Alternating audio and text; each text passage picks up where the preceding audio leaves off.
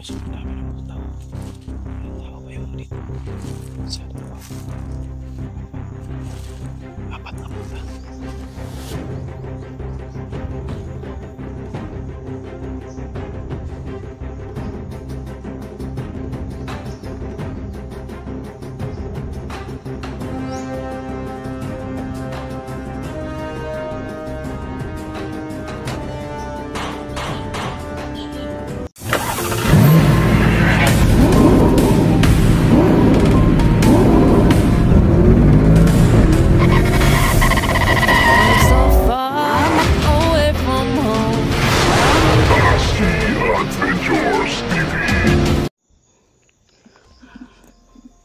So yun mga idol, tapos na po tayong makapag-upload ng video.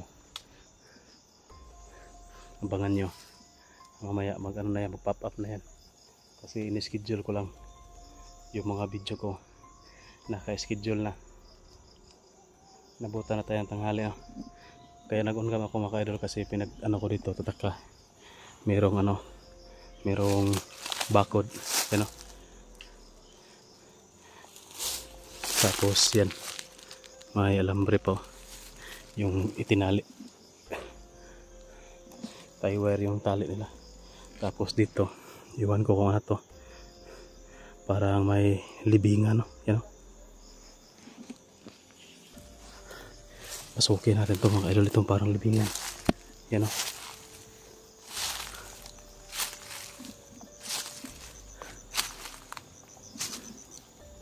Matibay yung pagkatali, pero parang naluma, no? Parang luma na yung bakod kasi nagiba, no? Medyo hindi na matibay. Ito parang may nilibing, ano kaya yan? Yan mga idol, may bakod, tapos may narinig tayong busis, parang may nag-uusap, yun, know?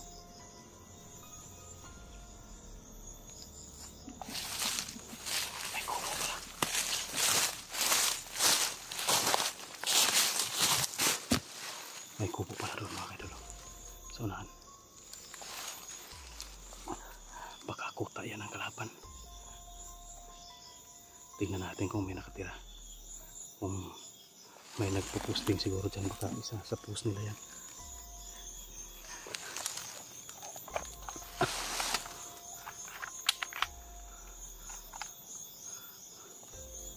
Dito lang tayo. So yun, sa mga hindi pa nakasubscribe dyan sa channel natin, please subscribe mga idol. Kunting tulong po sa channel natin.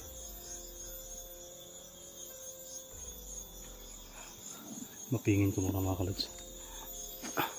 Tingnan natin kung may mga tao ba.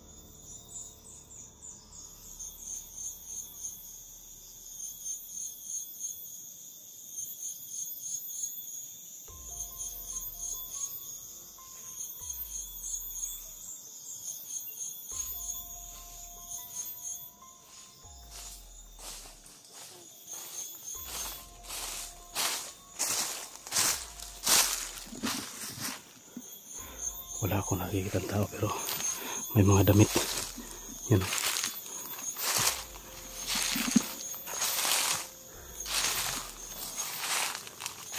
Yan mga damit mga idol.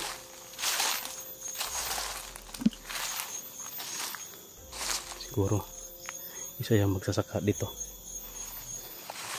Yung bahay na parang magsasaka siguro yan.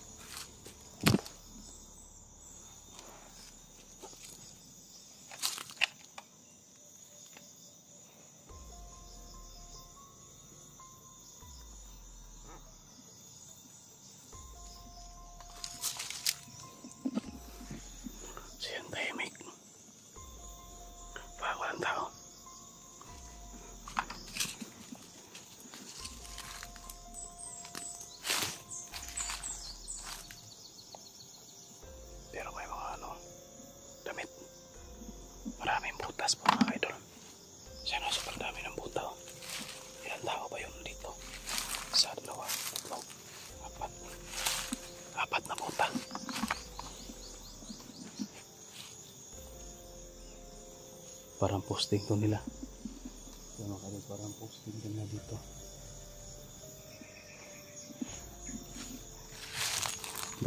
Baka ito yung kubo na nagro-robing doon, yung nasa lupa ko. Dito sila namamahinga. So mga idol, na parang dito sila namamahinga. Yung nasa lupa ko kanina, meron pa silang ano, parang sa sniper yan. You know, dyan siguro natutulog yung sniper. Yung nadali ko na natamaan ko na nakatalon sa pangpang. Ito yung kuta nila. Patuloy tayo dito mga kaidol.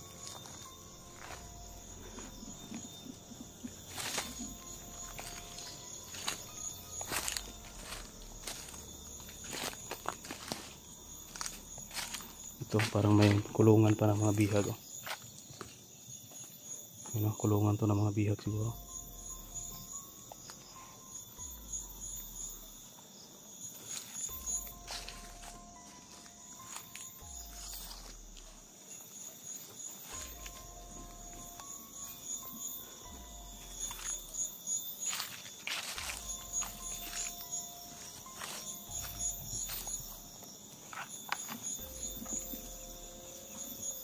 Yan. Tahimik. Baka nga katira doon yung mga nadali ko kanina. Tatlo, yung dalawa. Tapos may isa yung sniper na nakatakbo pa. Kala ko napatal na yun. Kasi tinamaan yun eh. Kitang kita ko tinamaan. Pero yun pala. Katakbo pa, buhay pa. Pero iwan ko lang kung makubuhay yun. Baka doon na yun sa pangpang mamamatay.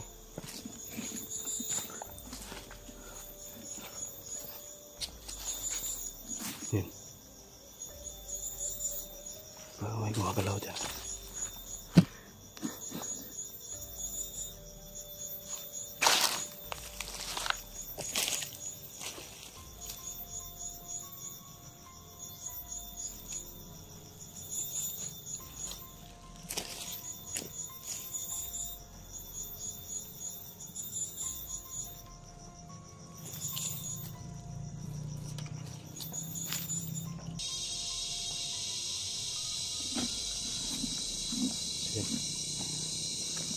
Dito tahimik naman yung lugar. Kala ko may taong gumagalaw doon kasi.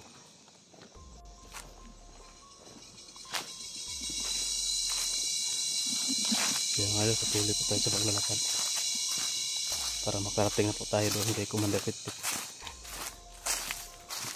Pakan nyo lang po yung sagupaan namin ni Commander Pitpit.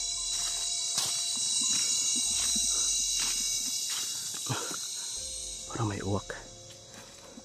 Dito muna tayo. Aray.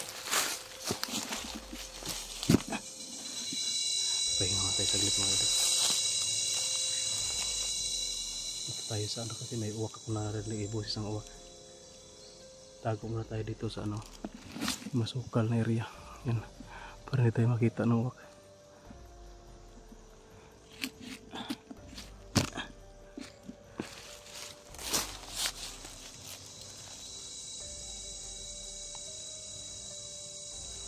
So yan, may nababasa ako doon na comment na pag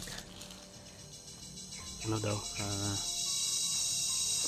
may nangangailangan daw ng tulong, hingi ng tulong kagaya ng mga nabihag pa, hindi daw ako tumutulong.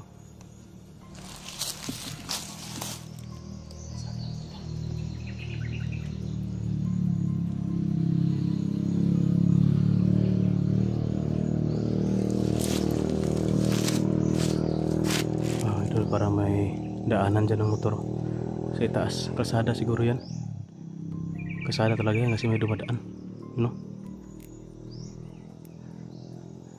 Dyan pa naman tayo dadaan, pero masukal naman yung daanan, hindi tayo makikita dito kasi ano, masukal.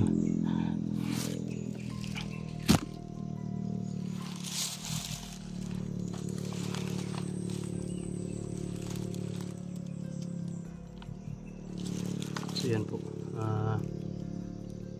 mga nag-ano po no, na hindi na tayo tumulong kung may nanghingi ng tulong na mga nabihag o pa-rescue. Yan, sa mga subaybay po sa video natin, marami naman talaga dyan. Hindi naman talaga ito big issue, pero parang masasaktan tayo ba, no? Kasi marami naman tayong natulungan. Iba't ibang lugar na yung napuntahan natin para tumulong sa pag-rescue ng mga kasama nating hunter, no? Na mga nabibihag. So marami na tayong natulungan. At yun nga, may nag-comment dyan na hindi daw ako tumutulong kung may manghingi ng tulong kasi malayo daw yung area. Sinasabi ko daw malayo yung area. Kung tutulong daw, kung talagang tutulong daw, may paraan daw. Yes, may paraan talaga. Pero kaso yung views natin hindi pwede na, yung sahod natin hindi kasya na i-allowance natin papunta doon sa area na iyon. Sobrang layo, magbibiyahe pa tayo ng tatlong oras, 4 na oras bago makarating sa area. Siyempre kailangan din natin ng allowance doon, no? At yun nga, yun yung isang problema natin dyan, yung financial. Kaya hindi tayo makapunta sa lugar na kung saan may nabibihag. So yun, hindi naman sa lahat ng panahon na hindi tayo nakapunta. Marami tayong natulungan na pinuntahan natin. Kaya nakakasakit ng damdamin na ano ka ng salita na gano'n. Pero ayos lang yun kasi opinion din naman yan naman yun. Opinion yun, tapos yun lang din yung na ano niya, parang hindi nakasubaybay sa video natin ba, lahat ng video natin. Kumbaga parang nanood lang ng thumbnail lang yung pinanood, yung laman ng video hindi pinanood kung sino yung mga tinutulungan natin. So ayos lang yan. Ito lang, wala namang issue dyan sa sa mga kasama na ibang hunter, kasi yung tinutukoy ko po sa video ko is yung mga kasama ko ngayon na nagkahiwalay-hiwalay kami. Yung ambush ba na nangyari sa amin, kaya kami may hiwalayan, no? Yung tinutukoy ko doon na hiwalayan sa mga kasama ko ngayon, mga ka-team ko, nila Art, yung kasama ko na explore ba, sila Ayan, si Boy at saka si Tony, na ambush kami. Kaya yun, nagkahiwalay yung bawat isa sa amin. Hindi ko alam kung sino yung magkasama, sino yung nahiwalay. Basta ako, nahiwalay ako sa mga kasama ko. Kasi nang tumakbo na kami, hindi sila sumunod sa akin. Iba rin yung tinakbuhan nila. Iwan ko lang bakit hindi nakabalik doon sa location na pinag-usapan namin. Baka na corner ba, hindi makalagpas sa mga kalaban, pagka hinahabol pa. Kaya yun, hindi naman pwede na maghintay ako doon kasi may mission ako na dapat talaga makuha agad yung kapatid ko. Yun yung focus ko ngayon, kaya hindi na ako umuwi kahit wala tayong baon, wala tayong pagkain dito. Didiskarte lang ako dito ng mga pagkain sa bukid, yung mga niyog, mga ubod, yun lang. Yung tubig natin, kung tayo ng sapa, pwede yun. Balik naman yung motor.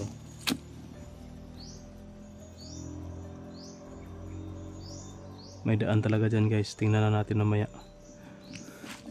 Tahan natin yung mamaya yung daanan dyan. Yun, para may putok akong narinig.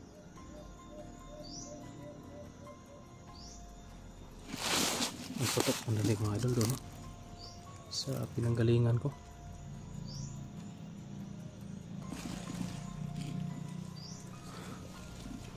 So yan,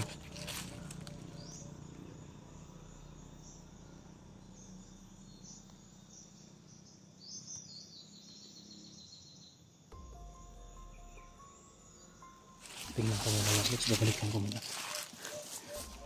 baka isa yan sa mga kasama ko o may kalaban na dumating dyan.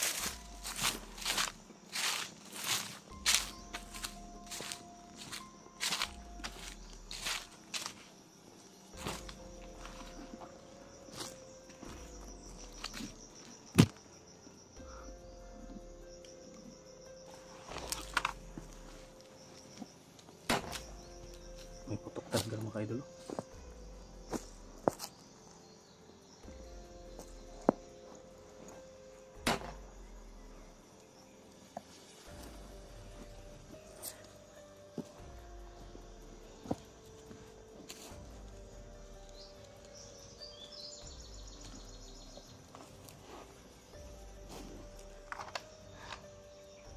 Tingnan na natin doon.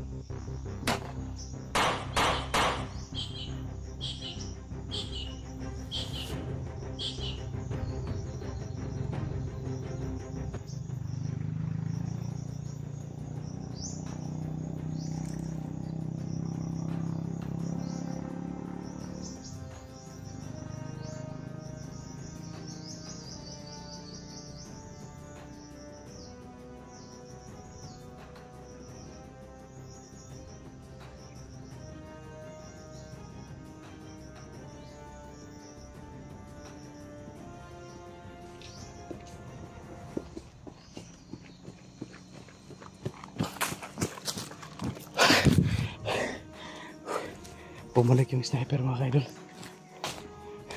Kaya yun, nagkaputukan ka na. Buti na lang katamaan ko. Yun na, pinagulong ko na doon sa pang bakit. Bakit pa kasi bumalik? Nagpaputok pala doon.